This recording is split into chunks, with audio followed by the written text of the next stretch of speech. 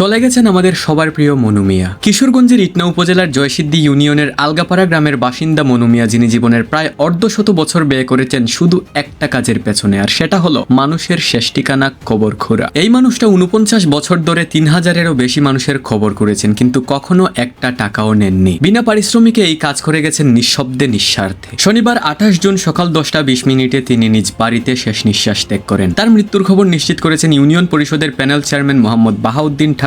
তার মৃত্যুতে পুরো এলাকা জুড়ে নেমে এসেছে সুখের ছায়া। ইয়াস ডিয়ার অডিয়েন্স, আমাদের সেই মনু মিয়া আর নেই। আমরা যখন কারো মৃত্যু দেখি তখন অনেকেই পাশে দাঁড়াতে ভয় পাই, কিন্তু মনু মিয়া নিজেকে বিলিয়ে দিয়েছেন সবার মৃত্যু মুহূর্তে। শুধু নিজের গ্রামের না, আশেপাশের গ্রাম, এমনকি পুরো জেলায়ও পরিচিত ছিলেন শেষ ঠিকানার কারিগর নামে। এই কাজের জন্য তিনি নিজের দোকান বিক্রি করে একটা ঘোড়া কিনেছিলেন, কারণ তিনি মৃতের বাড়িতে দ্রুত পৌঁছাতে চাইতেন। সেই ঘোড়াটিই ছিল তার বছরের পর বছর সঙ্গে, কিন্তু কিছুদিন আগে যখন মনু মিয়া অসুস্থ অবস্থায় হাসপাতালে ছিলেন, তখন দুর্বৃত্তরা তার সেই প্রিয় ঘোড়াটিকে মেরে ফেলে। এই ঘটনায় তিনি ভীষণভাবে মানসিকভাবে ভেঙে পড়েন। অনেকেই তাকে বলেছেন, আমরা আপনাকে নতুন ঘোড়া দেব, কিন্তু তিনি স্পষ্টভাবে উত্তর দিয়েছেন, আমি এই কাজ করি শুধু আল্লাহকে খুশি করার জন্য, মানুষের কাছ থেকে কিছু নিতে চাই না। ঘোড়াটার মৃত্যুর পর থেকেই তিনি শারীরিকভাবে আরো দুর্বল হয়ে পড়েন। চিকিৎসা শেষে বাড়ি ফিরলেও আর আগের মতো হয়ে উঠতে পারেননি। আর আজ তিনি আমাদের ছেড়ে চলে গেলেন। মনু মিয়া চলে গেছেন, কিন্তু তার রেখে যাওয়া দৃষ্টান্ত, তার নিঃস্বার্থতা, তার প্রতিটি কুদালের আঘাত আজও আমাদের বিবেককে নাড়া দেয়। আল্লাহ তাআলা যেন তাকে জান্নাতুল ফেরদাউস নসিব করেন,